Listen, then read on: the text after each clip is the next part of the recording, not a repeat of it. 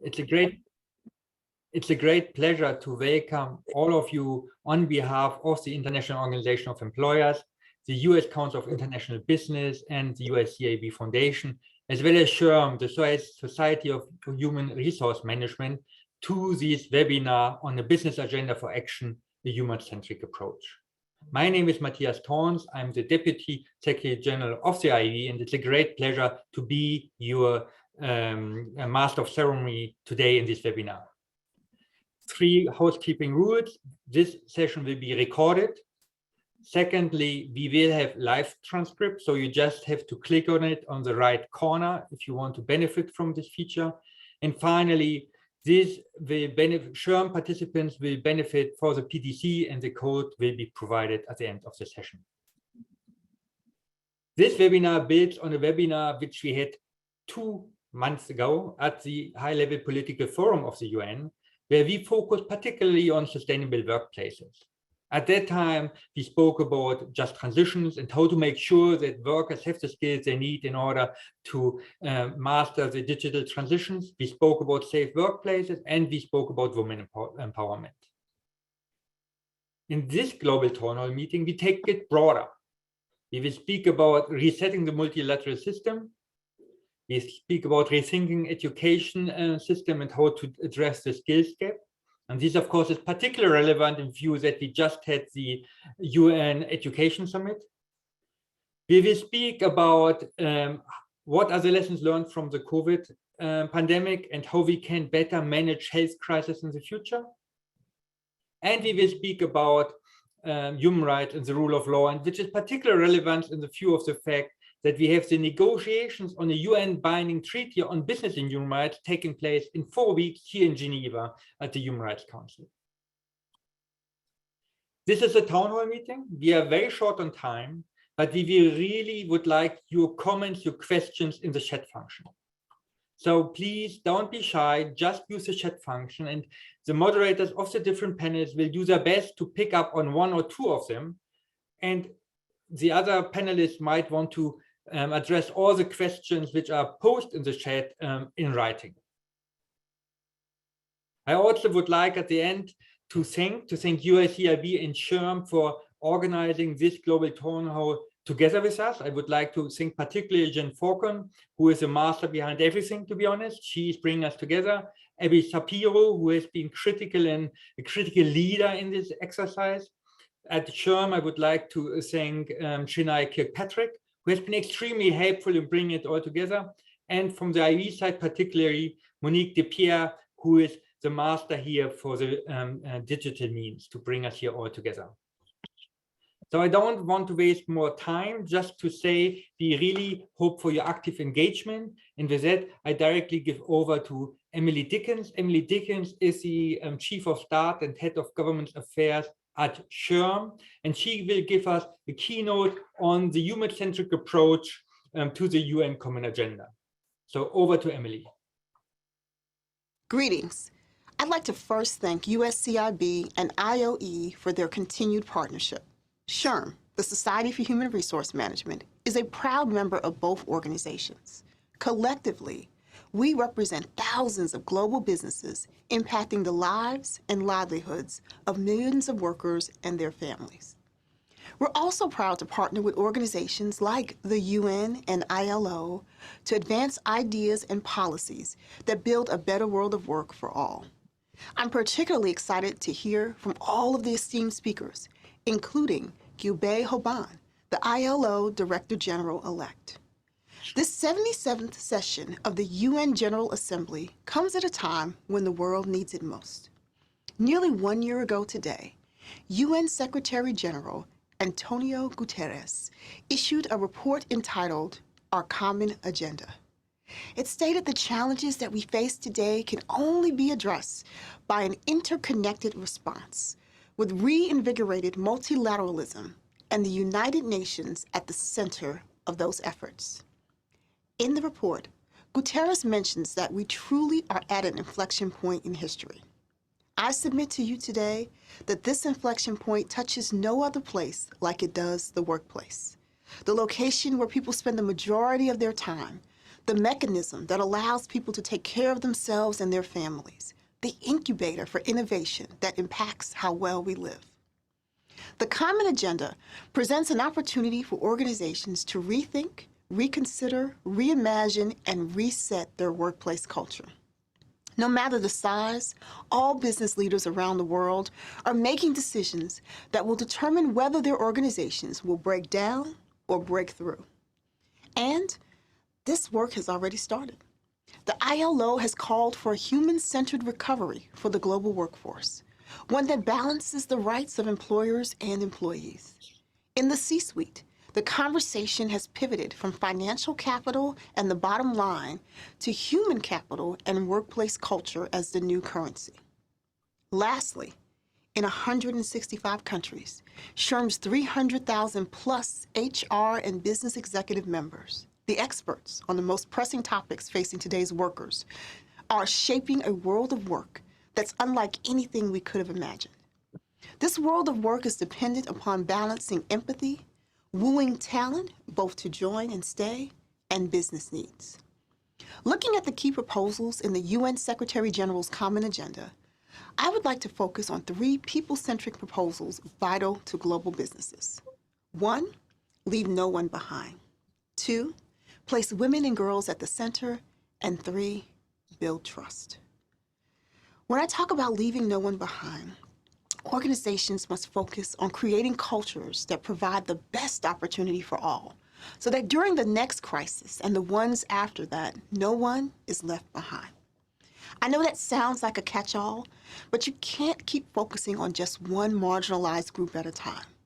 Workplace leaders must develop cultures that work best for work, workers, and the workplace. They must be transparent about that culture and give people choices up front. Culture is the heartbeat of an organization. It's the social operating system that shapes organizational values, defining how people work and determining their success. At SHRM's annual conference in June, we released the report Strengthening Workplace Culture, a tool for retaining and empowering employees globally. The report explores the impact of workplace culture on the well-being of workers and organizations. SHRM found that 94% of people managers agree that a positive workplace culture creates a resilient team of employees. 89% of workers said their workplace culture has improved or stayed the same since the beginning of the pandemic. This study, conducted in 12 countries, points to culture as being the glue that binds together the workforce and the workplace. I'm heartened by the fact that SHRM research tells us employees are satisfied with their workplace cultures, especially after our experiences these past few years. But these surveys can only capture a moment in time.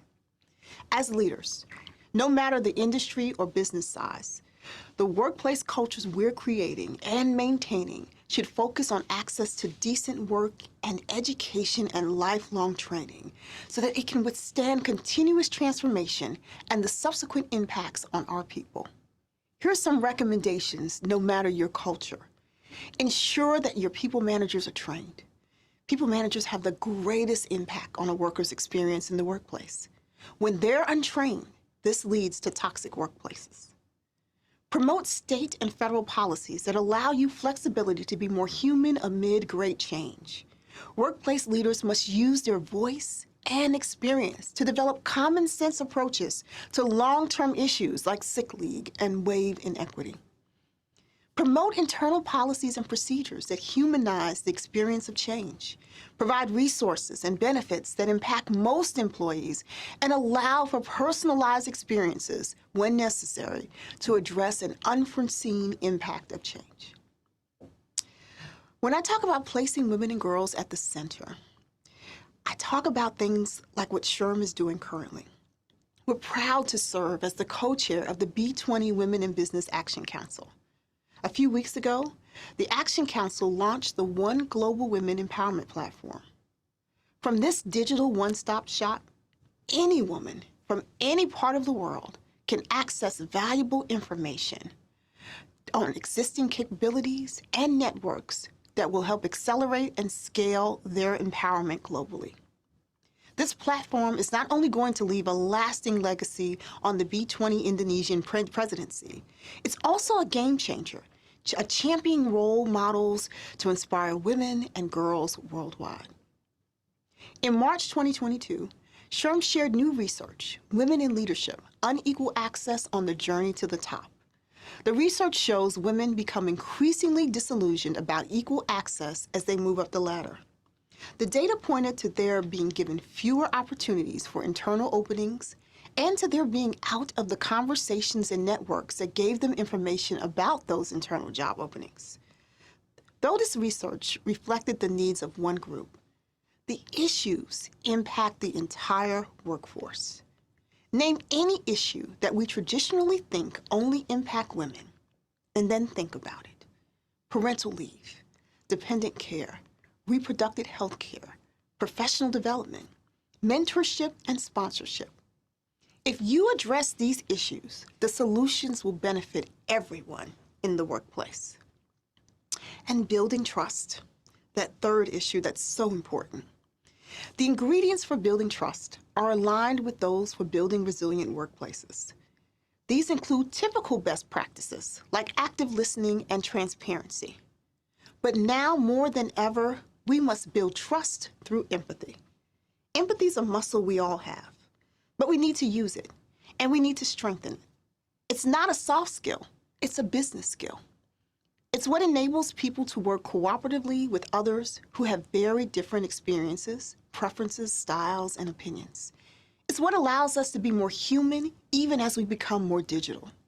The care and compassion shown to our workers will show up to our customers as well as through service and products.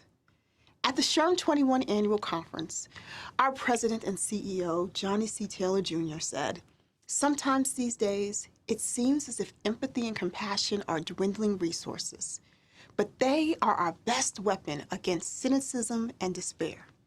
In fact, empathy and compassion are our only truly renewable resources. We must use what we learned and nurture the empathy to create a more just, equitable, and sustainable workplace." As global business leaders, we have an opportunity to turn the challenges of today into opportunities for tomorrow. I challenge each of you to exercise your empathy muscle as we focus on this human-centric agenda.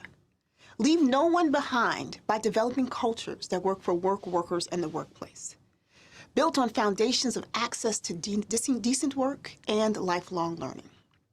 Focus on the needs of women and girls to address the needs of all, and build trust through empathy. To each of you, our partners, and on behalf of each and every SHRM member across the globe, thank you for this opportunity to address you today.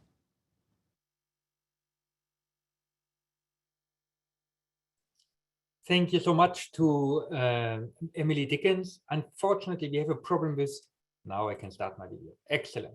So thank you so much to Emily Dickens for setting the scenes and for these deep insights. We want to directly turn to the first panel. I turn over to Roberto Suarez Santos, who is the IOE Secretary General, to lead us for the first discussion on resetting the multilateral system. Over to you, Roberto. Thank you, Matthias. I think that it has been an excellent keynote introduction. Basically, one of the areas where we need really to work better is how we strengthen the cooperation between different organizations within the multilateral system, and how we as a private sector engage better and align better with the objectives of the SDGs, and with objectives also that we have set together also already for a long time. It's clear that after the crisis of the pandemic, but also in the very uncertain and difficult situation that we have in face of us due to the war in Ukraine, we need to do things differently. And we need also to engage in a different manner also with the different international organizations. We have the pleasure to have now with us 3 key speakers in a panel that can also help us also to precisely frame different the way we engage.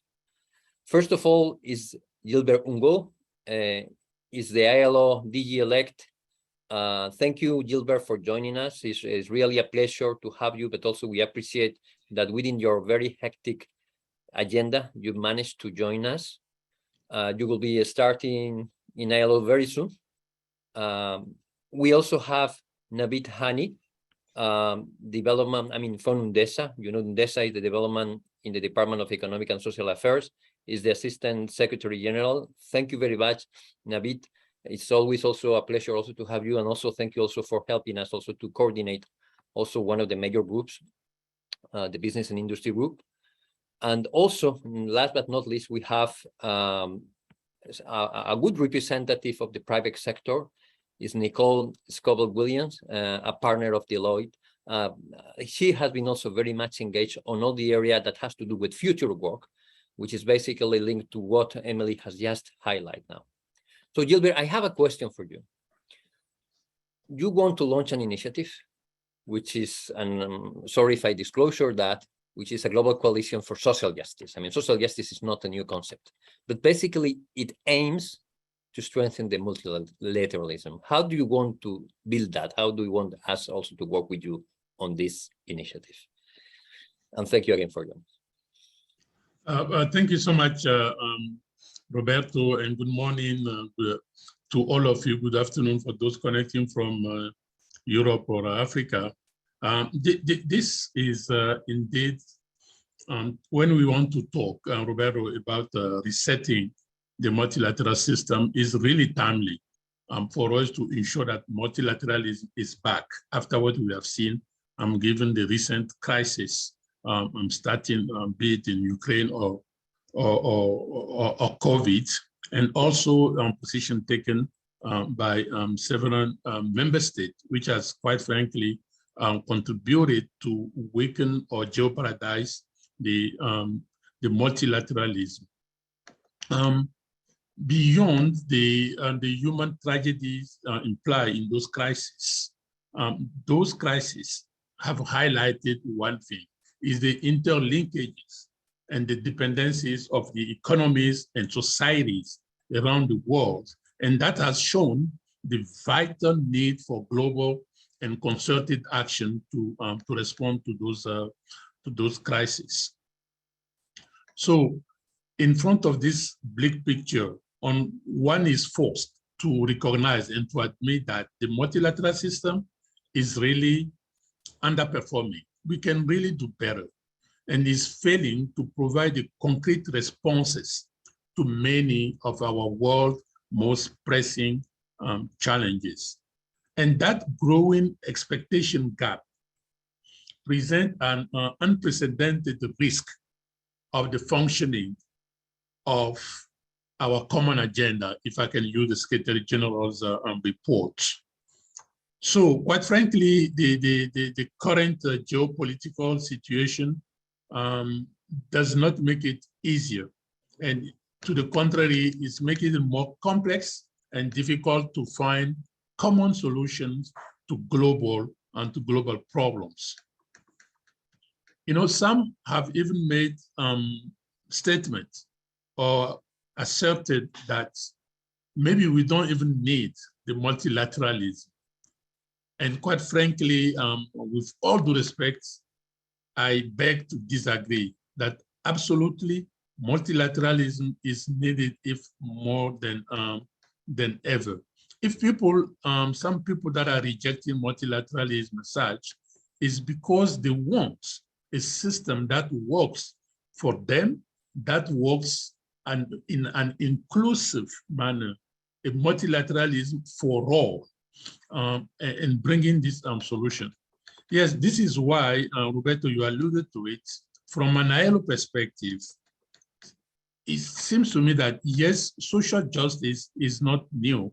ILO was founded on the basis that there's no lasting peace without social justice. But in recent time, we know that we have failed to keep up with the social justice, where in some cases we have gone backward.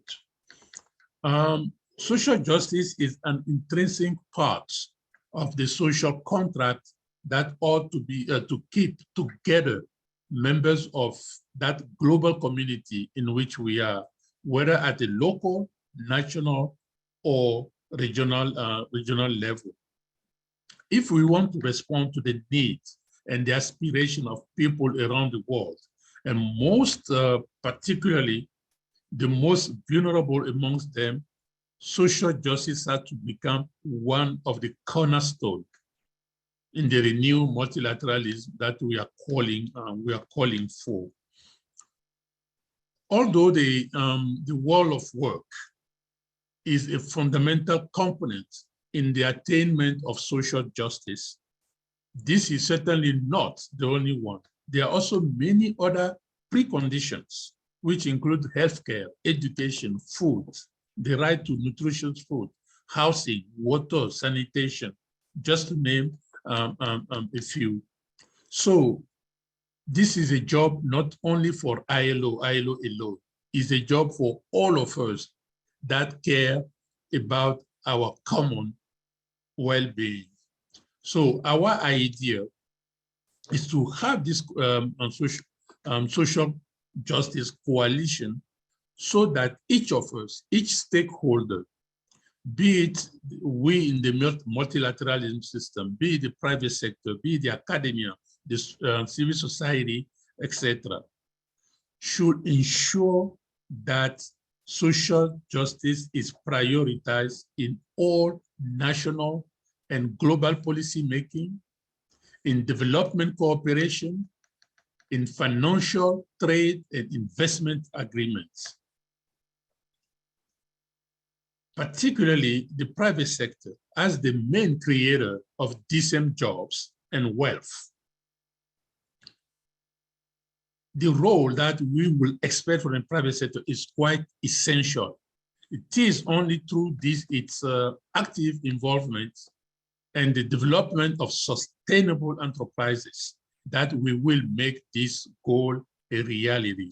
So it is my firm intention to enhance ILO's cooperation with the private sector, so that we can untap we can tap on its total and global potential.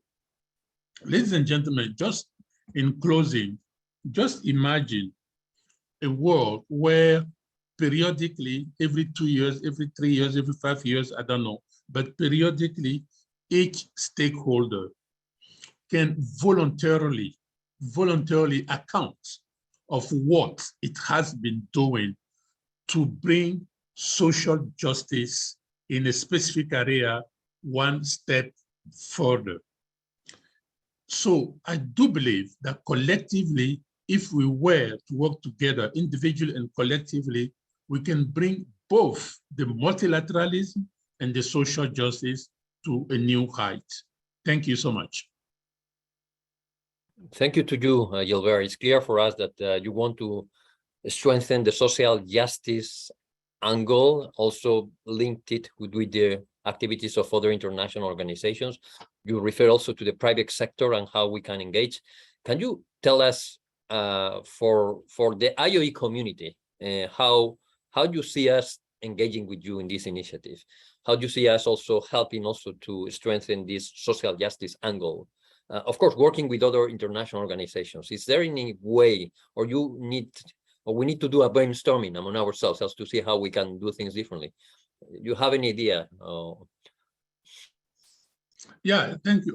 Clearly, we want to engage through IOE and through IOE, all the national organization and the Chamber of Commerce or the national other employers association. That's why I was very listening carefully to the keynote speaker who touched on several points that by making that link, we can develop together different area. I don't feel that we have to be too much prescriptive, but in each dimension of our daily activity, we do have elements that can help improve the social justice in the world. And this is either directly what we are doing or indirectly sometimes through the foundations that some of the private sector may have contributed to create it. and to advance it, and be it in decent job creation, be it in universal healthcare, be it in access to water, et cetera, I can go on. And that also touches, which is quite important to me, the SMEs, the small businesses, because we have seen during the COVID, the brunt that they have had to face in surviving, and the own entrepreneurs that you see growing up. So all of that, we need to brainstorm, as you said, and we cannot, each of us cannot be involved in everything at the same time. So we need also to strategize and define who is going to do what, and then having, as I mentioned, some kind of a periodic and voluntarily report back on what we are doing. Well, we are more than willing to engage, but we'll have discussions, that's for sure. Thank you so much again, Gilbert. Thank you also, Navid, for joining us and also for listening.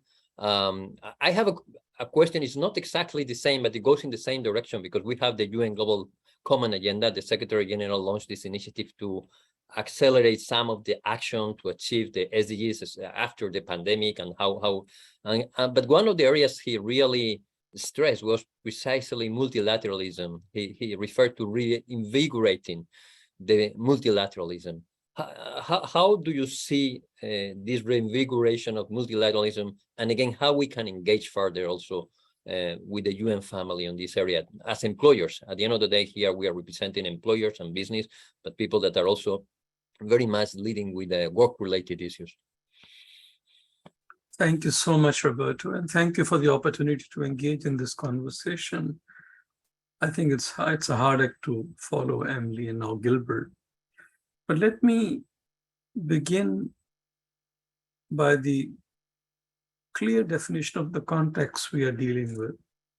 At the beginning of this year, and this is before the war in Ukraine, the Secretary General said we need to reset the multilateral system because the flames of 5-alarm global fire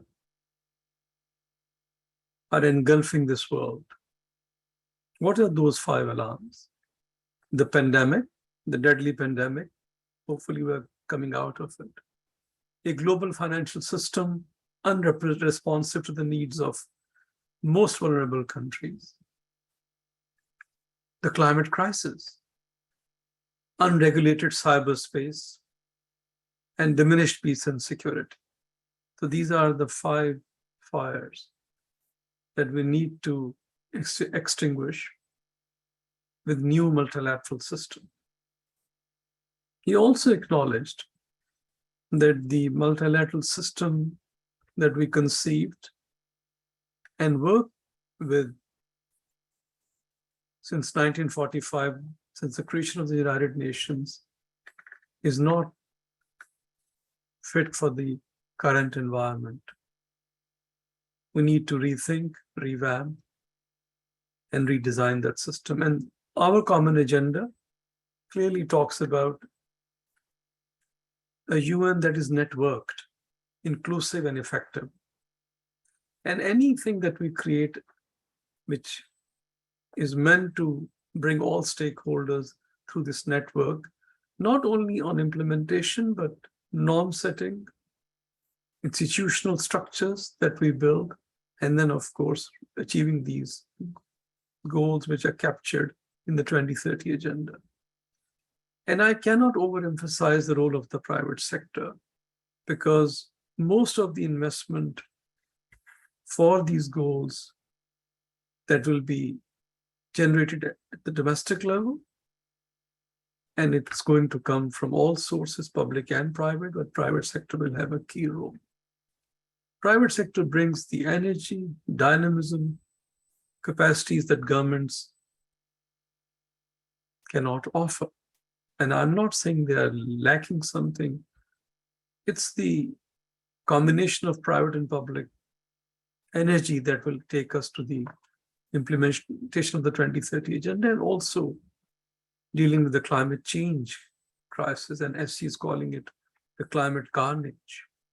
Let me give you one example where DESA has engaged the private sector in a very meaningful fashion, and doing everything with them not just giving them the agenda to implement. The Secretary General brought together 30 CEOs from all over the world. It's called the Global Investors for Sustainable Development Alliance. They are doing three things with the UN, with us, and then taking those back to their constituencies, to the private sector to advance the implementation. First and foremost, defining what sustainable development investment means. You know, we have too many definitions, too many concepts of ESG. So SDGs are becoming the defining feature of new sustainable development investment. And GISD, which is the business community, is working with the UN in embracing a common definition. Then they are shaping measurement tools, matrices, because we have more than 400 matrices in the world to measure. So business community working with the UN in a new way of multilateral action, coming up with tools to measure progress towards the SDGs and how private sector can contribute. Sector-based and also general matrices. Then, and that's the key where we really want you to engage with us, moving the money where it is needed. Investment should go behind the SDGs in all countries, but especially in countries where it is badly needed. And again, they are developing a blended finance fund, which will be managed by an independent asset manager to provide funding for a sustainable infrastructure. A joint effort by the UN and the private sector. So this is one example where I just wanted to demonstrate that networked multilateralism is already in operation, and we are exploring other opportunities also to engage business in our activities. One such platform is the SDG Investment Fair, but I can share the details in the follow-up question. So there is no way, and every speaker has acknowledged the 5 alarms that the SG has mentioned can be addressed without multilateral action. No country, no one has the power to do it alone, but the multilateralism that is embedded in new realities, that's what we are striving to achieve. Back to you, Roberto. Thank you. Thank you very much. I think that's a very good example. We are very much also aware of the sustainable finance also initiative, and at some level also we have been able also to engage. Let me also highlight, and perhaps it's an important point, as you properly said, the engagement of the private sector is about sometimes funding. It is also about expertise, and it's also about innovation, and sometimes about policy change, and that's where we can really bring things differently. Sometimes, and we have this experience with the ILO, and Gilbert now will be leading also the ILO, is how we as business, we can help to change policies at local level if we act together. Our members, I mean, if you go to the IOE members, you will see that our members have a very influencing voice also at national level, a very convening capacity, which need to be better exploited when we fight against corruption, when we fight against red tape, when we push for access to finance for climate change anticipation, when we push, and we'll be doing that in COP27 for skills. I mean, the skills agenda for climate change anticipation is not there yet, and we need to do much better. And that's about policy change. And that's where we would like to engage in a much intensive manner with the UN family, because we can really make, and we have very concrete examples in which we have been instrumental to change local policies in a very one of the examples is Qatar. I mean, and that's also with the ILO. The other example is, well, I don't want to quote countries because you always enter into, but that's an area where we could do better, isn't it? I actually thank you. I had left this for the follow-up conversation, 2 avenues which we have opened, and I couldn't agree more with you. This GIST alliance has developed 8 recommendations for the multilateral development banks, how to crowd in the private investment and expertise and knowledge. So policy shifts, clear recommendations for the MDBs to become relevant to the 21st century challenges. Similarly, they came up with a couple of dozen recommendations on national level actions that governments need to take, both for the domestic private sector and global private sector, to come in with expertise, knowledge, and investment. So GIST has also done work with the UN in advancing clear recommendations. And Roberto, nobody can question the need for creating a policy environment that is conducive for business. And I'm not saying just for multinationals, for your own business, domestic business. And governments again need advice from the private sector in shaping policies which are beneficial for their country's own context, but also effective in attracting investment from all sources. So GIST is also working on the policy environment with very broad network of individuals who have contributed in developing those recommendations. And you're again welcome to join that stream of work also. That's a good message, and we'll follow that. And by the way, we have now a question, and I'm going to liaise now with Nicole, which is also very pertinent. Also, how from your side, and now I'll give you the role perhaps of more representing the private sector in this conversation, Nicole. And may I just read you, because my German deputy is telling me that we are running out of time, so I'm going to raise you the 2 questions at the same time. One is how multilateralism needs to be strengthened, and the second question, how the private sector can engage better. And there's a question very specific, and sorry if it's a surprise question, but I think it's also important. Is any recommended actionable deliverables the private sector can start working on? And this is a question from Lydia Fox. And thank you for joining. Thank you so much, Roberto. Good morning, good afternoon, good evening, distinguished guests. Such an honor to be here, sharing the virtual stage with Gilbert and Navid. What wonderful insights. And I'll do my best to try to add something more.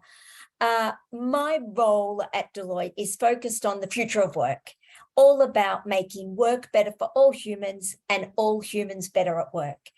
Clearly important to that is the imperative to reset the multilateral system, driving that provocation and collective action across governments, civil society, and private sector to work together and put humans at the center of global policy debate around future of work. If I reflect back to March 2020, when we were just a few months into the pandemic, Anne-Marie Slaughter, the CEO of New America, said these following words that I think are quite significant. The coronavirus and its economic and social fallout is a time machine to the future. Changes that many of us predicted would happen over decades are instead taking place in the span of weeks. As we reflect on that and what we have seen, many of those changes that Ms. Slaughter referred to, changes that we have seen the impacts being broad and deep, which have further exacerbated the challenges that the most vulnerable in society were already facing, which I think is what's really central to our conversation here. So if we reflect on some of those, and then I'll come back to kind of tie them into the private sector and business. If we think about the pandemic setting the world back 36 years in achieving gender equality, if we think about the 4 billion people around the world with no social protection, if we think about UN Women telling us that 11 million girls that left school during the pandemic will never return, we think about 8 out of 10 enterprises, being in the informal economy that employs more than 60% of the world's employed population who don't have access to social protection and employment benefits, And then we think about the challenges that extend to the formal economy. Deloitte's recent research showed that 59% of women in the in the formal economy, have experienced harassment or macroaggression at work in the last year. And 93% believe that their employer would take no action if they were to report non-inclusive behaviours.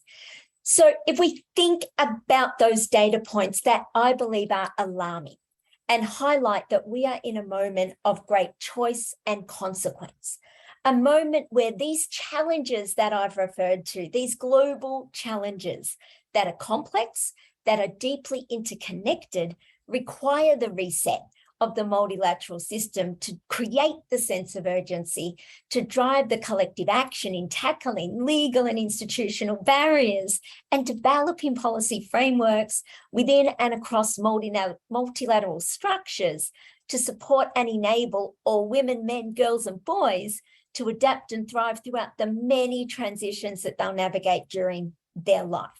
To do that, we need global cooperation across governments, the private sector, civil society, to bring together a coordinated and targeted approach to policies and actions, creating equal access to opportunities for all, bridging the gap between education and employability in decent work. Together, we can transform these challenges of today into tomorrow's opportunities, make work better for all humans better at work, and place humans at the centre to pave the path forward for a future world that is sustainable, equitable, and inclusive. If I then go into what do we need from the private sector, from business, how can they play a role? Businesses have a real capacity to design, invest, and create job opportunities for work that is decent and inclusive. Work that provides a fair and equitable income, with safe working conditions, with the social protections, and with the safeguards to worker rights. Businesses can also invest in and use technology, not to replace jobs and workers, but to create that decent work and enable an inclusive technological transformation for all workers, for workers to thrive in the digital and green economies, where the demand for new skills, upskilling, reskilling will continue to dominate. It is businesses that we need to be supporting workers throughout the multiple transitions across job roles and sectors throughout their working lives, and providing all workers with those opportunities to engage in lifelong learning and help ensure full, productive, and freely chosen employment in that decent work.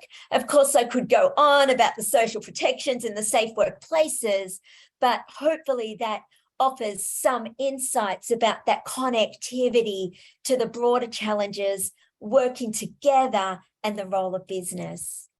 And take one of the points you raised, which is the digital transformation, how inclusive it can be.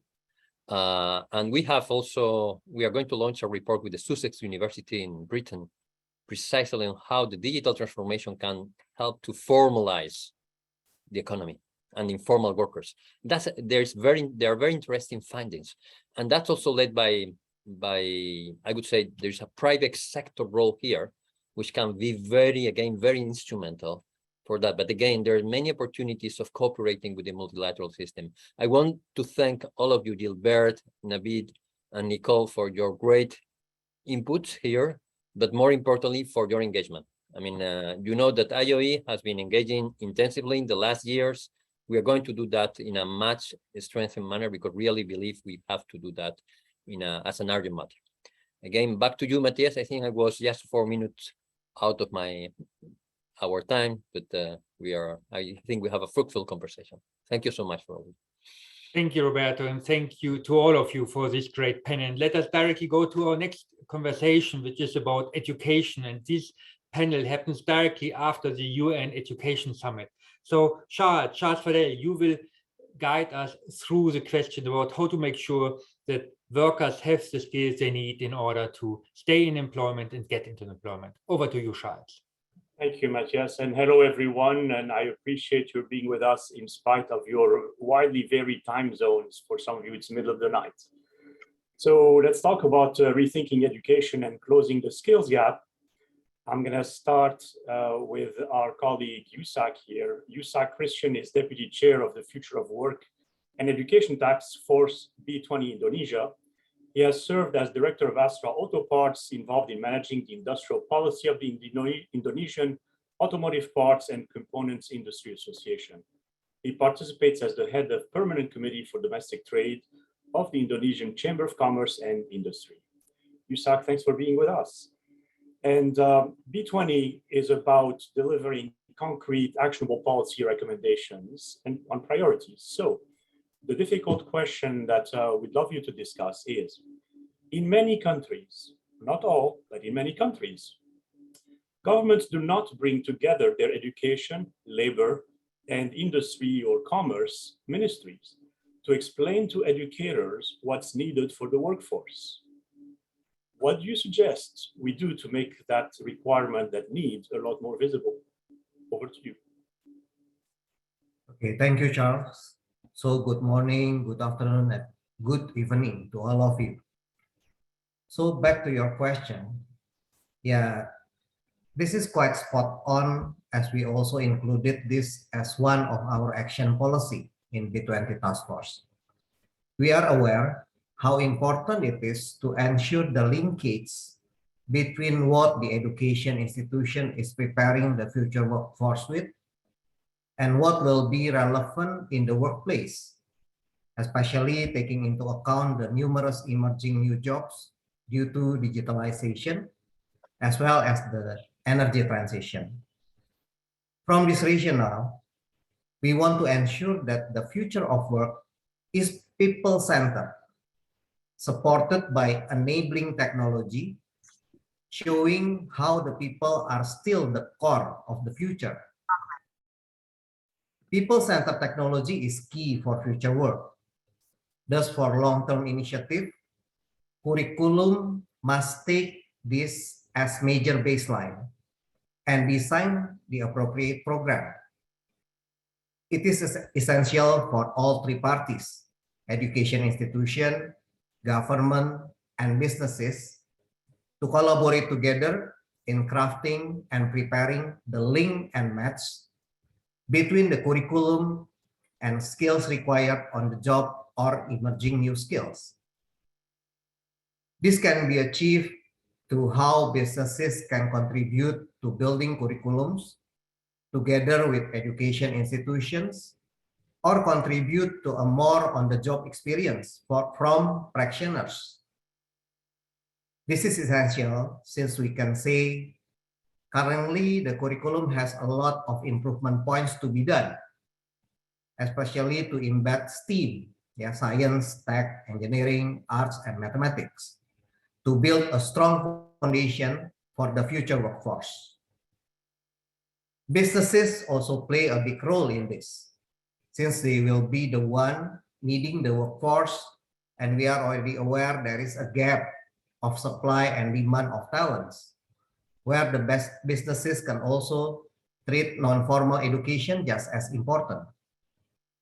Businesses also have the opportunity to contribute through vocational school as a channel to build from ground up to ensure a group ready to work talents. And vocational education is one of the quick wins to achieve the link and match between industry and education institution. However, we need to elevate the image of vocational education from a perceived second option for education to become preferred choice of young generation, with ease of securing jobs as the end in mind. And I think Indonesian government has tapped into this for some time. But still, for high school level education, we need to improve the perception of higher vocational education by providing alumni with the right skill and mindset matched with current industry or business needs. That's my question, Charles. Back to you. Well, thank you so much, Yusak, and you've paved the way perfectly for Nazreen's intervention at this stage. So Nazreen, Mani, to introduce you. Nazreen is the Executive Director of the Global Apprenticeship Network. She works closely with private sector companies and international development entities, such as the ILO, IOE, and OECD, among others, to drive forward the agenda for agile workforce development. So Nazreen again focuses on solving persistently high youth unemployment. And so do you find that governments understand that some disciplines like technology and engineering have more career potential than other disciplines? And I don't mean this only for higher ed, but also for vocational education. What are your thoughts on that? Thank you, Charles, and good morning to everyone. Such an important issue, this partnership with governments to ensure that governments actually understand the importance of new and emerging sectors, of new and emerging careers when doing skills planning. And I think that's the disconnect to your point. You know, there's a large body of government partners who perhaps don't understand the value and contribution of dedicated and focused science, technology, engineering, and mathematics support. And I think we've seen it in the work the GAN Global does in our country networks, where we have to engage with country partners, we have to engage with policymakers to make this a very deliberate agenda item. In fact, it has to become a very deliberate policy stream, but the key to it is it needs interconnectedness across government. You know, it's not just the education departments who need to manage this. It's not just the labor department that needs to manage it. It needs the very focused industrialization side of government. It needs the science and engineering, technology arms and branches.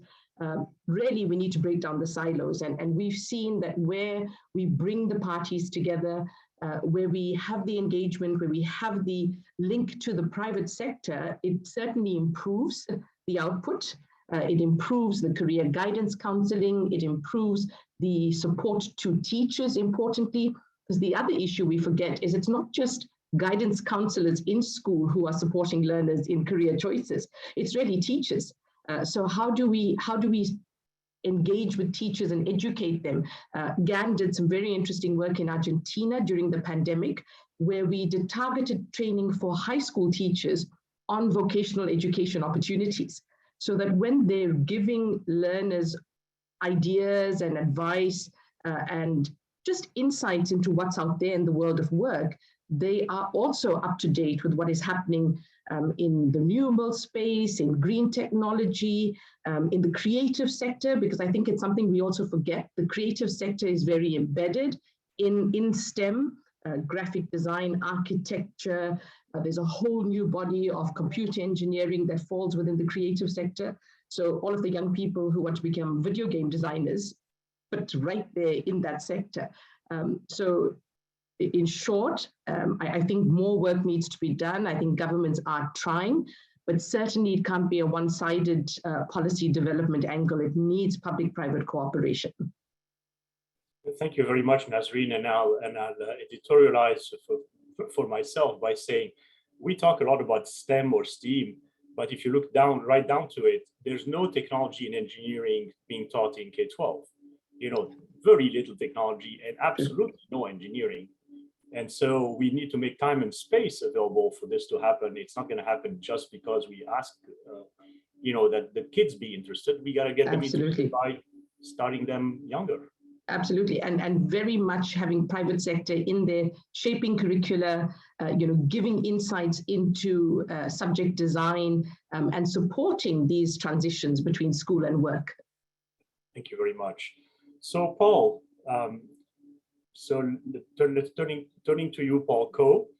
Paul Coe is the head of economic graph policy research at LinkedIn. He leads a team of economists and data scientists researching issues on the global workforce in partnership with government and research institutions, using data from LinkedIn's economic graph. Paul, where are you? I'm right here. Can you see me? Oh, here we go. Too many icons on my screen. So LinkedIn is the world's largest professional network, and I'd love you to tell us, you know, labor market demand was already changing quickly before the pandemic, right? And the pace of change has only accelerated since that. And so, for example, healthcare has gone remote, retail is going digital. So is that perception of jobs and the skills that are corresponding, is that perception real? Are they really changing that fast? Well, we saw a remarkable change during the pandemic in terms of what we've observed in the labor market. And thank you, Charles, for the question on I think at LinkedIn, we have a unique perspective on the labor market. Because LinkedIn is a place where employers can post jobs, individuals can post their professional profiles, and we can see what kind of jobs, skills, and employers, individuals are actually going to, skills are demanded by employers from those job postings. We saw some particularly acute trends during the pandemic, and that acceleration, that pace of change really took off during the pandemic too. And what we found is that jobs are changing. And even if you're not changing jobs, and we saw this acceleration during the pandemic, the skill set for jobs changed around 25% since 2015. And by 2027, we expect that number to double. So even being in the same job, not changing jobs, you can see a remarkable amount of change that we're witnessing in the labor force too. And the pandemic really pulled forward some key trends that were already happening before the pandemic began. So digital was already ever present in our lives, and that was a necessity during the pandemic. We saw it appearing in more jobs than ever. Hundreds of new digital tools appeared. Digital skills, digital tools were appearing in more jobs than ever. In 2020 alone, we saw more digital skills being added in the past 2 years combined. So new skills are being demanded not only by employers, but also being updated by individuals and listed as well. And also that interaction, that move to digital to virtual online, soft skills and collaboration skills have become also more critical too. We saw increasing emphasis, especially in job postings, on a lot of those skills that enable us to collaborate digitally. So we saw that all coming up. Another trend that was also appearing as well was sustainability, or quote unquote green skills, that were actually bubbling up across many different industries as an emerging need. And we saw this as a particularly sustained trend, and one where we think demand will outstrip supply. So all of this, we found an incredible amount of change, and definitely accelerated during the pandemic. Thank you very much, Paul. And we really hope that governments will access this sort of data. It's remarkable and fascinating, which always begs the question whether governments can adapt fast enough to these technological changes. Yusak, returning back to you briefly, because we have time constraints.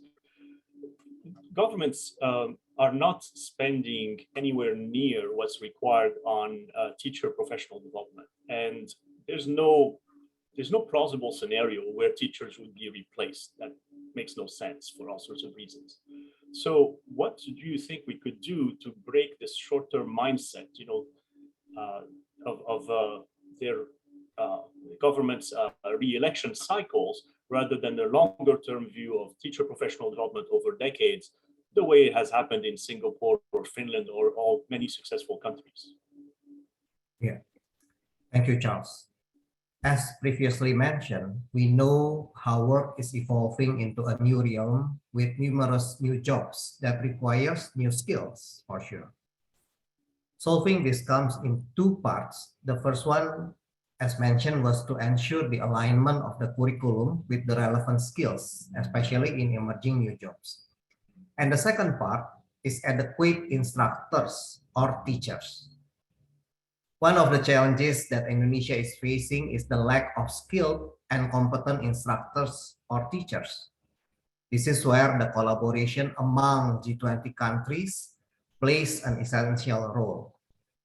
It would be advisable for the government to implement a development program to skill more teachers or instructors to more advanced countries, so that they are able to improve and implement what they have learned as the best practice. We want to encourage the government to see how important professional development is, in which we have included in our policy action to upgrade teaching techniques to incorporate more experiential, project-based, and team-based approaches, and teach future relevant skills and content, which requires forward-looking and instill a long-term mindset for the future outlook. Well, as business community, we can only contribute by collaborating in three parties initiative mentioned above, especially in providing opportunity for hands-on experience with on-the-job training. All the collaboration must touch not only the students, but also the teachers to ensure that they know what they are talking about and have hands-on experience to teach. Again, all of this can only be achieved with the collaboration of the tripartite. That's the answer. Thank you very much, Yusak. And Matthias, I have to ask you, since we started late, can we continue pushing the envelope a bit, or for 2 more minutes? 2 more minutes. So 1 minute for Nazreen to address alternative micro-credentials and their potential.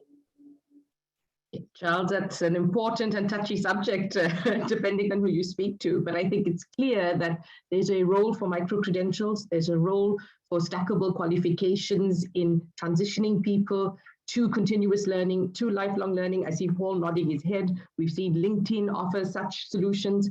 And I think we need to become quite open to integrating micro-credentials into our qualifications frameworks. Anyone who's interested can have a look at the great work Australia has done. The government has introduced a policy on this. And I think it creates for really meaningful engagement with the skilling system as people learn in smaller chunks, but still giving them recognition towards a whole qualification. And I think that was 30 seconds. Thank you, Nazreen. That was perfect setup for Paul, learning in small chunks. And the question to you, of course, would be if the jobs and skills are changing so rapidly, learning once and for all in 12 years doesn't seem to make much sense anymore, correct? So you have yes, I'll echo 60 seconds to treat this important question.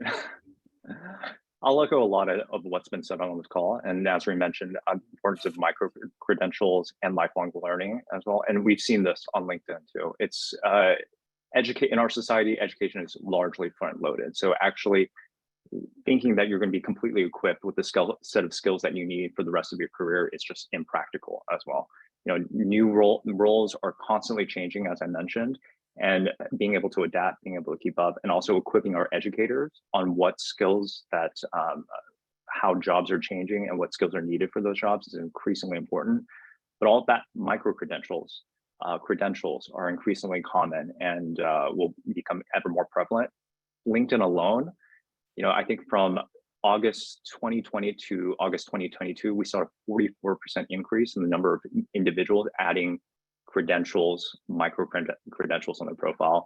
We saw employers using these signals in terms of how they're hiring, screening candidates too. So you see the shift underway as well to help individuals kind of differentiate themselves, highlight the skills that they have that are relevant for a lot of these positions too.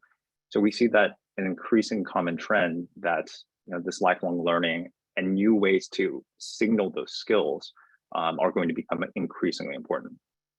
Great. Thank you very much, Paul. Thank you, Yusak and Nazreen. It's been comforting to hear that the business sector is stepping in where governments can't or are too slow to do so. So thank you for giving us hope. Matthias, back to you. Thank you, Charles. And then now the problem is always we don't have enough time for these important topics, but at least I think we got some key important insights and messages from this panel, which we can build on then afterwards. Let us turn to Scott Rutland. Scott Rutland is the ED of Business Partner to Convince, an important initiative which came out of the COVID crisis, and I am very proud to be part of this initiative, Scott. You are focusing in your panel on global responses to future health crisis, so we are better prepared for whatever might come in the future. Scott, over to you. Thank you so much. And before you start, if you have any question in the chat, I would really ask the panelists who are still online to respond to this question. So although we don't have the time necessarily to do it all here live on the screen, nevertheless, we can do it then directly in the chat function. So continue your questions and all the panelists, please respond to them in writing. Thank you. Great, and thank you, Matthias and IOE and all who put this together in such a great way. As mentioned, I'm Scott Ratson. I'm Executive Director of Business Partners to Convince, BP2C as we call it. It's an initiative of the U.S. Council for International Business Foundation. And we launched this 2 years ago with partners at the UN High-Level Political Forum. And it's really interesting to hear today, of course, that ASG Hanif earlier said the Secretary General has the 5 alarms. And of course, we couldn't hide ourselves of anything that was more important than the first alarm of the COVID crisis. And that's what we really focused on with Business Partners to Convince, with what we believe and still is the way out of this, vaccinations for a healthy planet. We've been working on all that. And let me just say to thank both all the speakers beforehand, the honorable speakers, the distinguished guests here, and Peter Robinson and Abby Shapiro for the great work at USCIB in support of our efforts. Today, we have 2 great speakers. I say that because they're not new to USCIB, nor probably new to many of you who are watching. We have Derek Hines and Victoria Weldon. And just to give a very brief introduction on each, and since Paul just mentioned all the stuff that people have on LinkedIn, all of us have longer bios and information on LinkedIn that you can look at. But we have 2 great speakers. And then I'll be able to come back at the end and mention just some resources that we have at businesspartnersconvince.org that also supports the efforts on how we respond to future health crises. So first, I'll just introduce both Derek and Vicky, and then I'll turn it over for some questions. I think we should have a great 15-minute discussion with our panelists.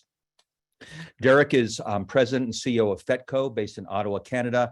Fetco is an employers association made up of federally regulated employers in Canada, including most major airlines, courier companies, marine ports, railways, and telecom firms.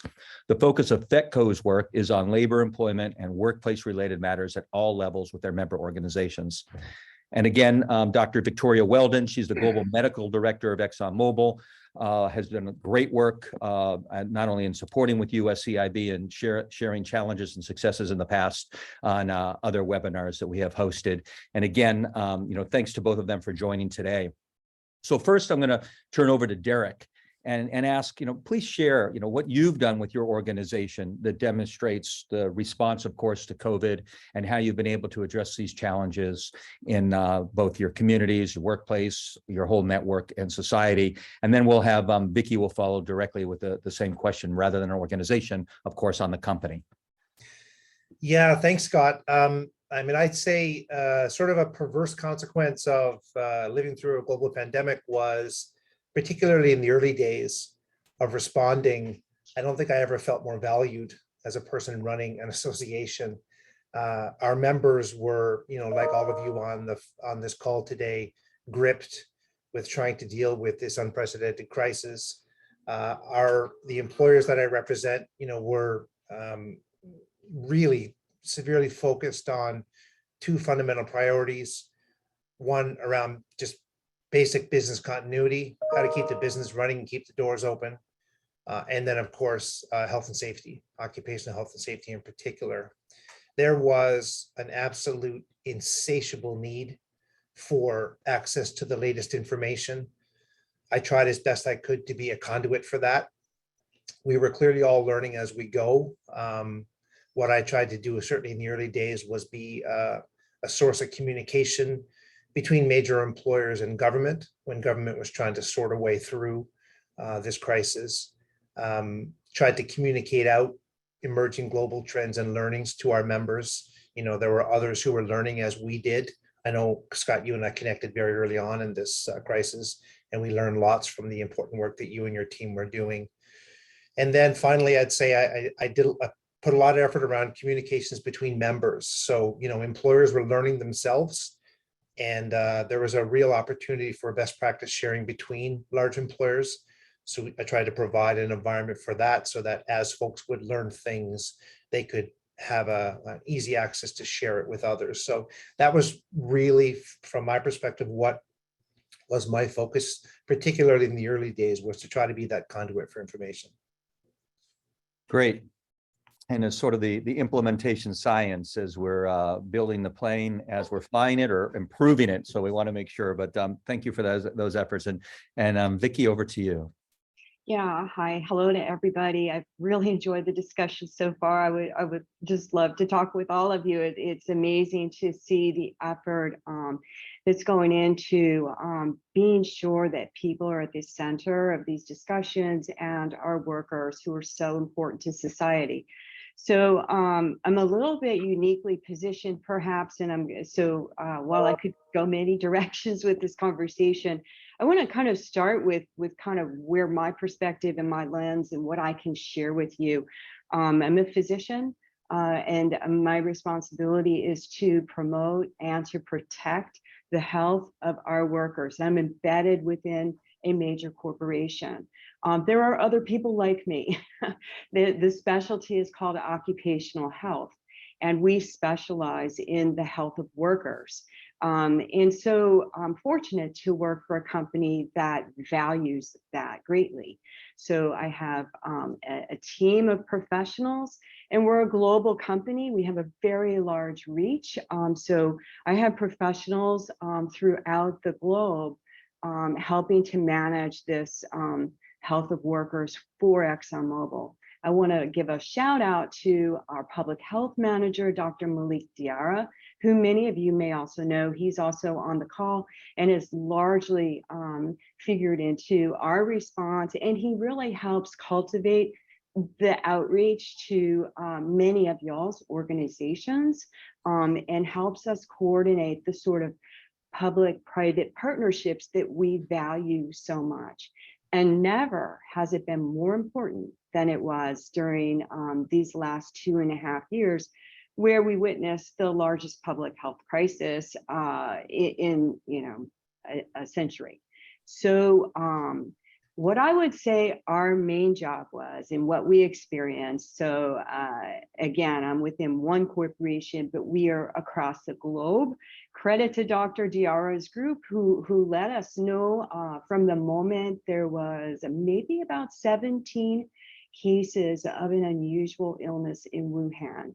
We began following at that moment, and we have followed and responded to this crisis as it made its way across the globe and managed it throughout all the different stages simultaneously in many, many countries. And I think the main thing was there was massive amounts of information coming in from the news. So all of our workers were watching news reports and they were trying to process what this all meant. And even in the science came faster than we've ever seen it. And it wasn't always as accurate because we were all trying our best to understand quickly. So creating clarity was one of the most important things. And as Derek said, the need for communication and creating clarity for people in order to be sure we were keeping people safe at work and maintaining business continuity. So we didn't have the luxury of saying everybody just stay home. And while there are industries that can do that, there are many industries that create critical products and infrastructure that require people to be in the workplace. And that's really what we had to manage. And that was it was very dramatic, I would say.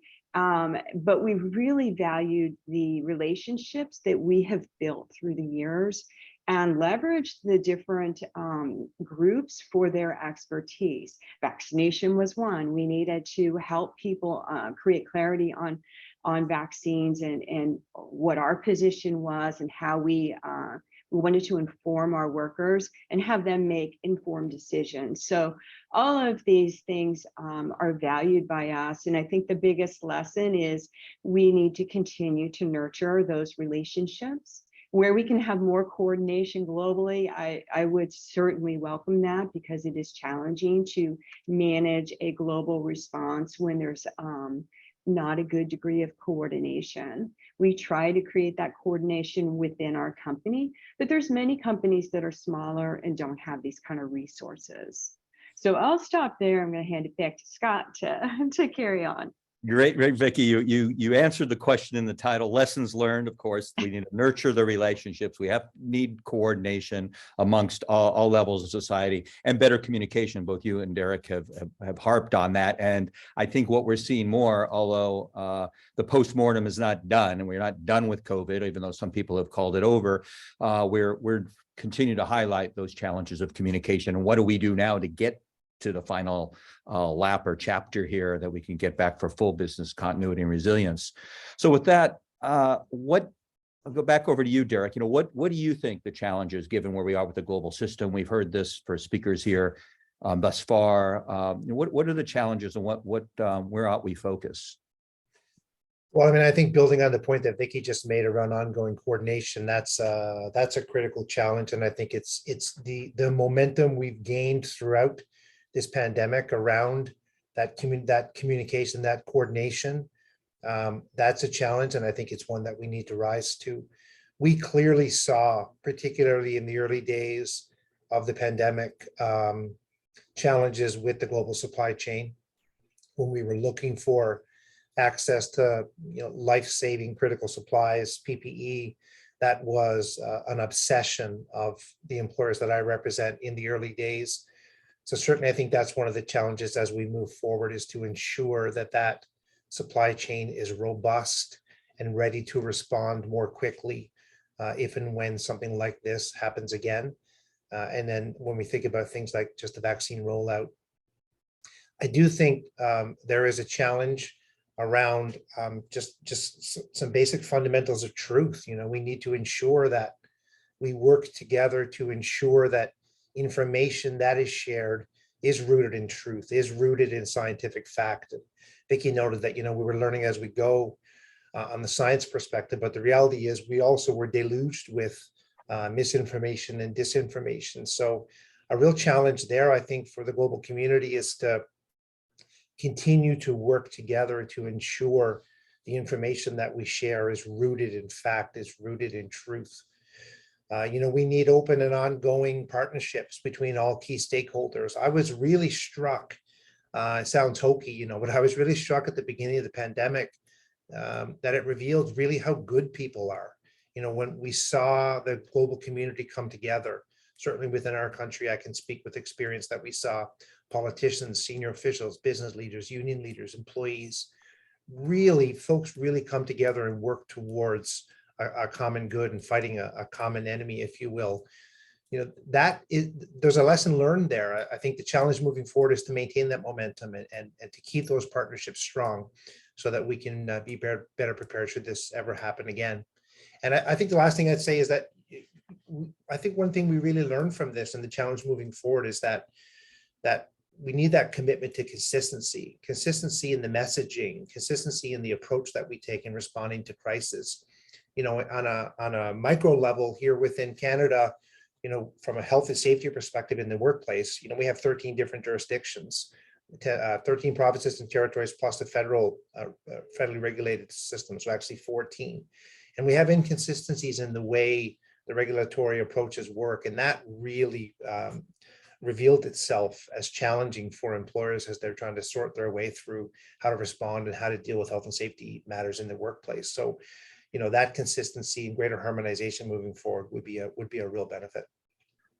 Great. And Derek, what you highlighted, both the truth in other areas and the transparency and coordination is the area we've been highlighting of building trust. How do we build trust also and increase the trust that we have with both the private sector and institutions? And people do trust their employer, oftentimes in many countries around the world, more than their government. And they also are looking for their employer to help sort through the maze, as Vicky mentioned, of ExxonMobil and her networks. So Vicky, I'm going to pass the last question to you because we're going to end up with the challenge with time. And it's more than $1 million. It's $1 billion question, right? How can we rebuild our trust in the global system, health authorities, science, and have this active role that we've all fostered? Well, those of us who are participating on the call, both as panelists and participants.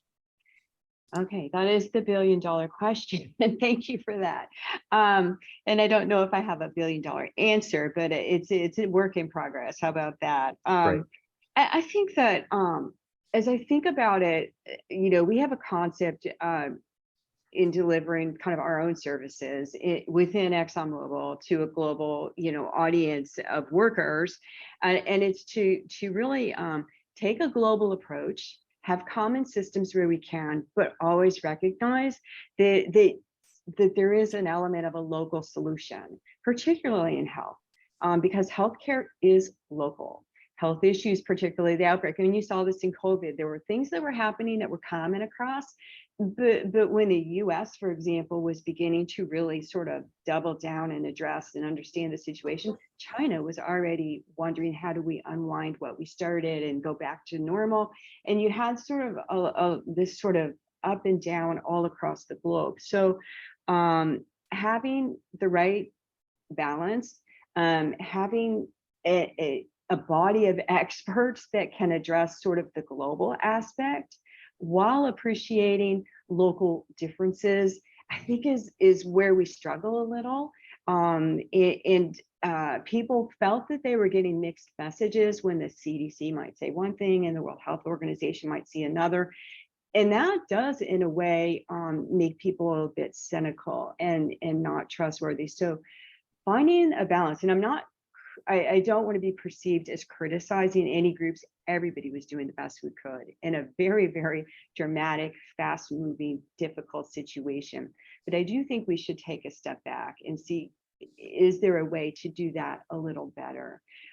News media, one of the things we did that was fundamental to our building of trust, and we did get feedback that the workforce did trust us as a source of information. And when I say us, it's our occupational health department within the company, because we took a motto where we said, all right, all this information's coming at each other. Some of it's from the news, some of it's from science, and let's take an approach where we try to understand what people are saying and what we're hearing, anticipate what that means, and then adapt our response based on that.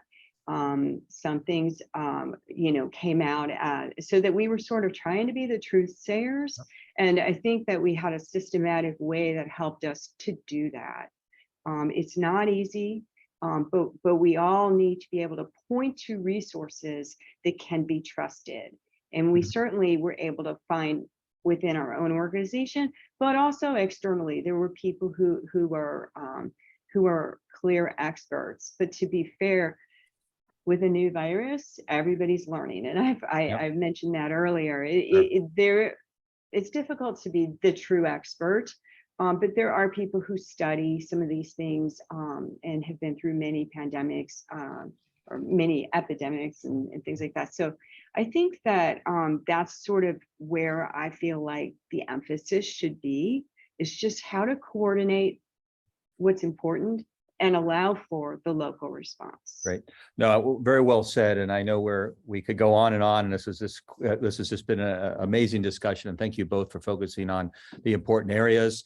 Let me mention, hidden behind the icon there, the USCIB Foundation Business Partners to Convince icon, is Jen Falcon, who's helped develop all these resources, notwithstanding the great work for this meeting here. But this is dynamic, and we are adapting, and we're all working together. And there's some opportunities that we'll also put in the chat as we work with IOE, SHRM, and the other partners have been part of this. And I see Matthias is back up, and want to appreciate turning it back over to you and the time we've had today. And we look forward to the human-centric approach and working with all of you again in the future. So thank you. Thank you, Scott and Derek and Victoria. And the last question about trust is directly linked to our last panel, which is about rule of governance, rule of law, when it is about reinforcing human rights. Before we start with the panel, we will be addressed by the chair, the president of the UN Human Rights Council. I'm very proud to have with us the ambassador, Federico Villegas. He will address us in setting the scene for this important topic. Dear participants, I'm pleased to be part of this panel discussion on reinforcing human rights, the role of governance and the rule of law in the frame of UNGA77 Global Business Town Hall. The Human Rights Council has long had a key role to play in the business and human rights agenda. The mandate of the Special Representative of the Secretary General on Business and Human Rights, 2005 to 2011, which led to the UN Guiding Principles on Business and Human Rights, was driven by the Human Rights Council and the Commission before it. As a framework based upon states' existing international human rights law obligations, the UNGPs, and in particular its pillars 1 and 3, require good governance and the rule of law to be effective. These pillars are clear. The state has the duty to protect people against human rights abuse by business enterprises. This means the obligation to prevent, investigate, punish, and redress such abuse through effective policies, legislation, regulations, and adjudication, all of which rely upon the rule of law. In addition, states have to ensure through judicial, administrative, legislative, or other appropriate means that when human rights abuses occur within their territory and jurisdiction, those affected have access to effective remedy.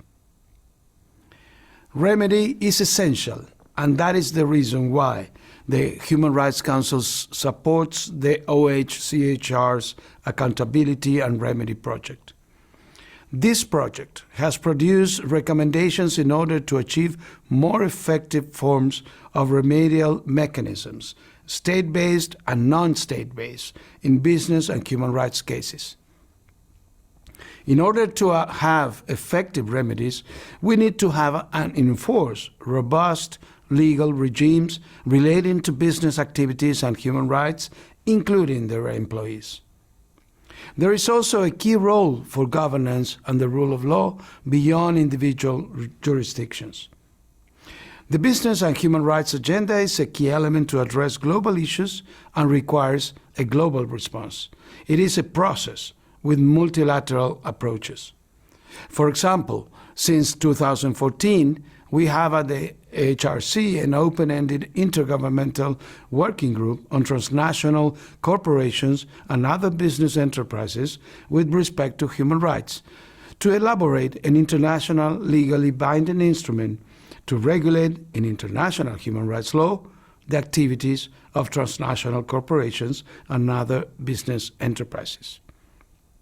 In parallel, the UNGPs have, since their adoption, been increasingly diffused into policy frameworks, laws, and regulations across the globe.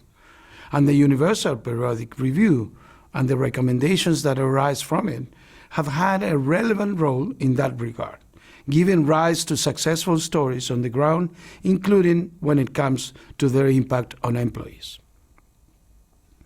Finally, in relation to Pillar 2, and the specific role of business, this process requires a cultural change. We started addressing the negative impact of business in human rights with the concept of corporate social responsibility. And we made a shift to the concept of corporate responsibility. Now we need to move to the next step, that all business, small, medium, large, and international enterprises have the ownership of the human rights agenda because it is a smart business decision to invest in human rights. It has to be a collective effort if we want to succeed. I hope that today's discussion serves as a platform for reflecting on more concrete steps towards achieving good governance and rule of law and continuing strengthening the promotion and protection of human rights as a whole. Thank you. Thank you to the Ambassador Federico Villegas, the President of the UN Human Rights Council. I turn to Ronnie Goldberg, which most of you know. She is the Senior Counsel for USCIB. And before, Ronnie, you start the panel on good governance, really the chat function is very active. I see many people commenting and re-commenting, so keep doing that. We're really looking forward for this also parallel conversation in the chat function. Over to you, Ronnie. Thank you, Matthias, and greetings to everybody in every time zone. Ambassador Villegas, I think, has beautifully set us up for our discussion on the rule of law.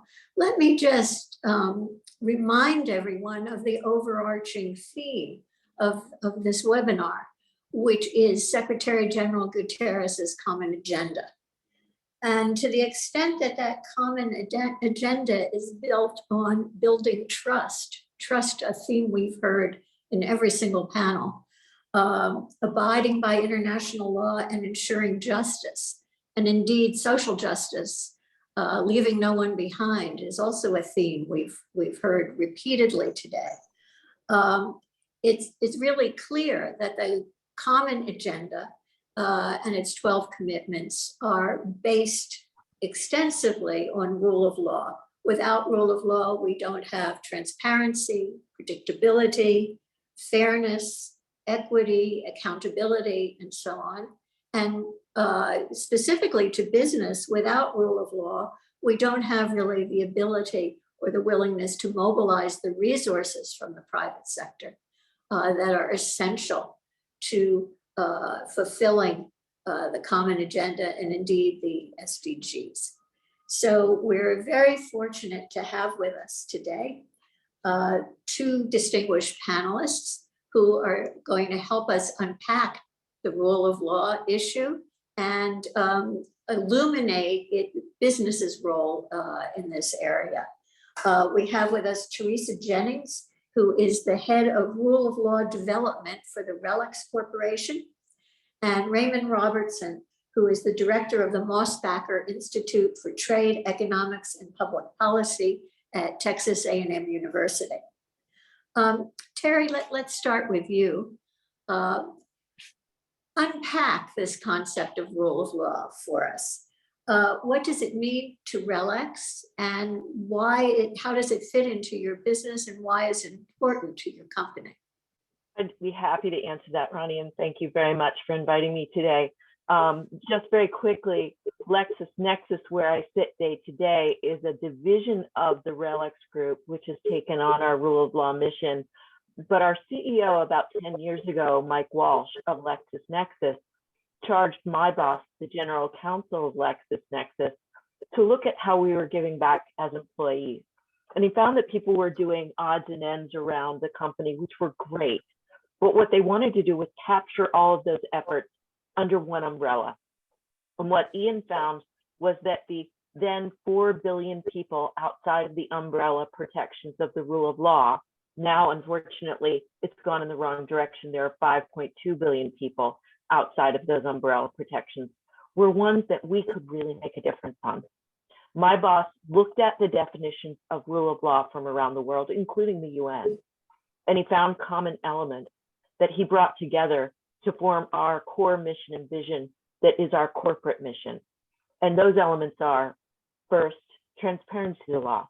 Is it written down? Can you see the law that you're said to have broken? Next, access to legal remedy.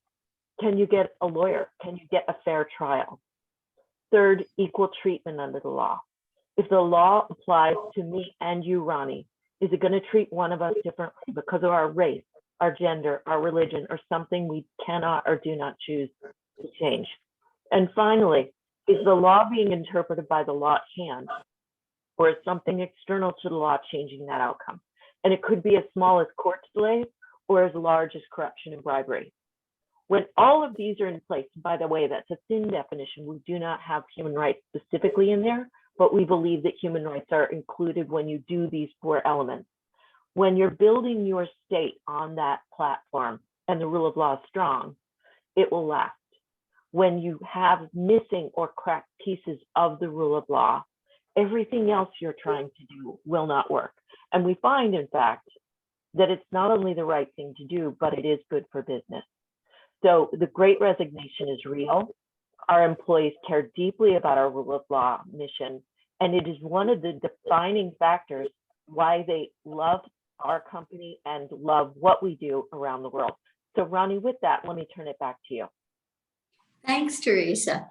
The conditions that you've described are essential, we believe, to a prosperous and stable society, which brings economics into the picture, I think. Raymond, a big focus of your work at Mosbacher is economics. What's the relationship, as you see it, between economics and the rule of law, and how does economics play into studying the rule of law?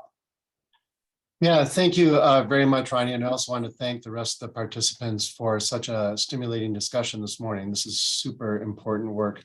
But thank you for that question, Ronnie. I think one of the things that as an economist we've learned is there's an incredibly strong relationship between rule of law and economic growth at the macro level.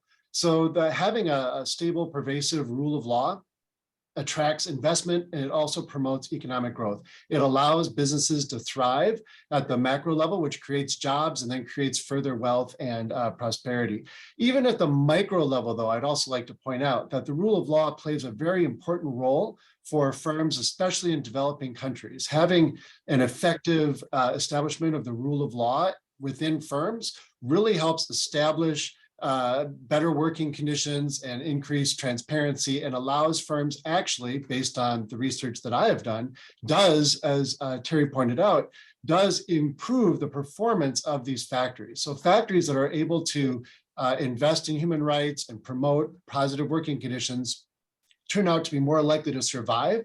They're less likely to close down. And we also see them more likely to grow and have those connections with the rest of the world, like through exports and international trade. So both at the macro level and the micro level, the rule of law is absolutely critical for economic growth. Let's dig down a little bit into that. What data do we have that supports these assertions or contentions that we're making about the importance of the rule of law and the economics of it? Terry, let me start with you, because I know that RELX maintains numerous very vibrant databases. Could you tell us a little bit about what data you have and you collect? I'd be happy to. So once we came up with our rule of law mission, we started looking around the universe of what was being measured on the rule of law. And we found certain really great data. For example, the World Bank, the World Justice Project, Transparency International. We combined these with our own data and came up with the LexisNexis Rule of Law Index, which showed that when the rule of law is strong, certain other socioeconomic factors like GDP rises, life expectancy goes up, child mortality decreases. We have taken that to an even further level and set up a LexisNexis Rule of Law Monitor, where we can actually do live feed examples of how citizens rate their current status of justice in countries around the world. So there are other databases across our RELX organization. Our RELX group have come up with a database on the SDGs with free for anyone in the world news articles and standards of how all of the SDGs are playing out. And we find that the rule of law, which is specifically mentioned in SDG 16, is an underpinning of all the other SDGs. How are you going to meet zero poverty if there's inequity in justice? How are women and girls going to be treated equally if they're not being treated equally in a system of justice or in access to justice? So this is a patina that we see, and there are many more, but Raymond, I want to see if you have some data that you want to bring up. Well, you've done my job, Raymond. Oh, No, thank you. Have these data sets or databases informed your own research and those of your colleagues in academia? How do they help in framing any recommendations you or we might want to make to policymakers? Yeah, that's great. We had been at the Mosbacher Institute, we're ready to release a new white paper that talks about the relationship between the rule of law and the effectiveness of governance. on closing the gap between labor law and labor practice. And this government capacity plays a very important role. That's one of the lessons that comes from some of those databases that Terry just mentioned. And we've also been working with micro level data from factories in developing countries that also illustrate the importance of rule of law for labor compliance, compliance with national law and compliance with international labor standards. And it is from those databases as well that generate these conclusions about the importance and value of rule of law for business. If you look at compliance at the factory level using these databases, we see that firms that are more compliant are more likely to grow, and they're more likely to survive the difficult environment that is in the international market. So these recommendations obviously speak for themselves, right? It's really the idea of promoting the rule of law, especially in developing countries, is really, really critical. And as the topic of today's discussion, fostering multilateral cooperation through these multilateral institutions is really a key way to promote that, as well as trade agreements, right? We've also seen that trade agreements are another great way to incentivize governments to really focus on and improve the rule of law. Thank you. Well, Matthias's face has not yet appeared on my screen, so I'm going to take the liberty. Oh, there he is. Okay, we have time, I think, for one last word from each of you. And so let me ask each of you, and I'm going to start with Raymond. The common agenda is just that. Everybody has a role. And we've now talked about the role of business predominantly. But Raymond, what would you like the policymakers, the governments and UN officials listening, hopefully, to this webinar to take away from this particular discussion on rule of law? And then Terry, I'll ask you the same question, but what do we want our companies to take away? Great, thank you very much for the question, Ronnie, and we'll try and be brief. I think one of the main lessons is that we want to make sure that as many workers are protected as possible. We want to have as widespread of an impact, especially in developing countries. Rule of law, especially through national governance, is the best way to achieve that goal. It's absolutely critical. And by fostering government capacity and promoting the rule of law, we can reach the widest number of people and improve living standards in the broadest way possible. And that's a really critical lesson I'd like to leave with you. Thank you. Terry? Earlier in our panel discussion, DESA talked about financial commitment of businesses, and that's immensely important.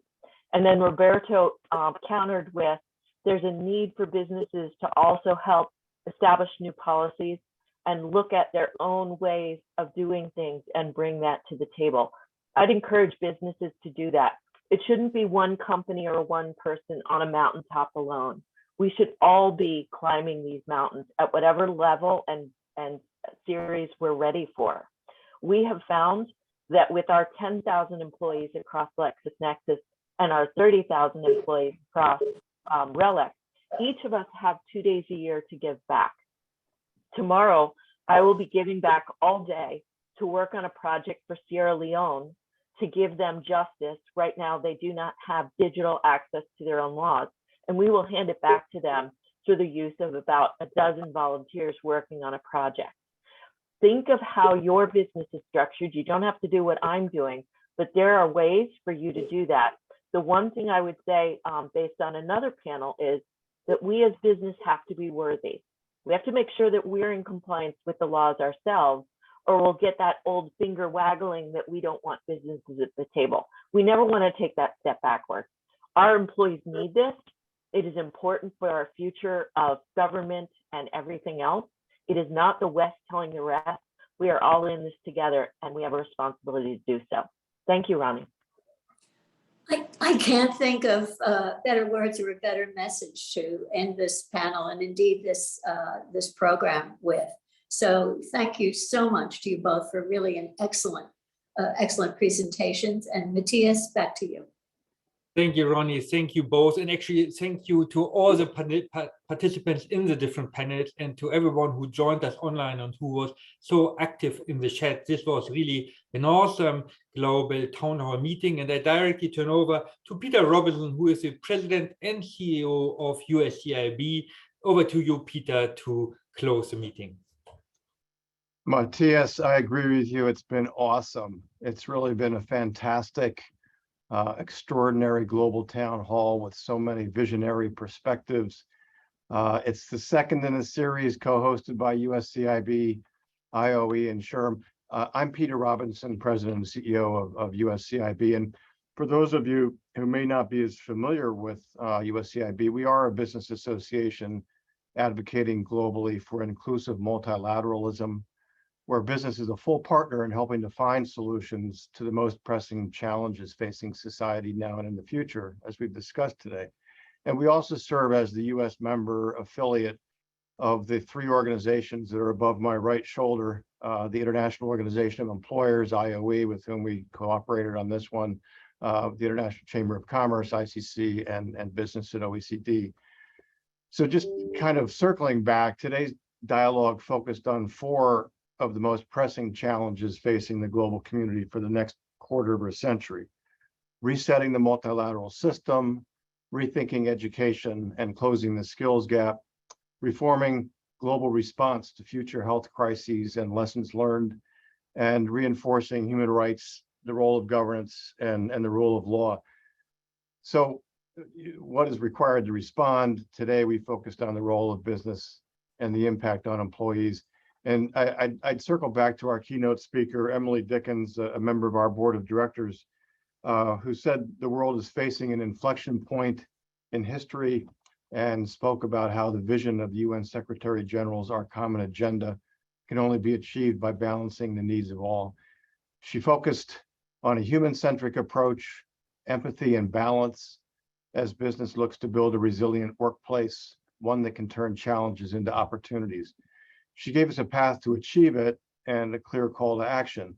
One, leave no one behind, as we've heard a number of times throughout the session. Two, place women and girls in the center. And three, build trust, which is just so important for all of us to succeed together. So thank you, Emily, for your message today. You inspired us to reimagine the world of work. And let me thank all our panelists and moderators for your time and your wisdom. We're grateful for the insights that helped us begin to unpack the challenges of today and look ahead to a world of opportunities. The themes that emerged include reinforcing the need for inclusive, networked, and effective multilateralism to respond to today's most pressing issues. And together, we really have the capacity to make the significant changes required to respond to global challenges. To our partners, Matthias, your organization, IOE, and SHRM, who have worked together seamlessly to bring this global town hall during the 77th UN General Assembly, my colleagues join me in thanking you deeply. Given the response and interest from our participants, we plan on putting our heads together on a third in our series of global town halls to keep the dialogue going in focusing on the UN Common Agenda and the role for business and inclusive multilateralism. Any one of the panels today would benefit from much deeper dives into the issues building on what we've been probing today. So in closing, there's an African proverb: if you want to go fast, go alone. If you want to go far, go together. We look forward to going far with all of you together. Thanks to all, and have a great rest of the day. And Matthias, back to you. Thanks for your role today in moderating the session. No, thank you to you, Peter, and thanks to everyone. Have a great day. Stay safe. Bye. Bye-bye.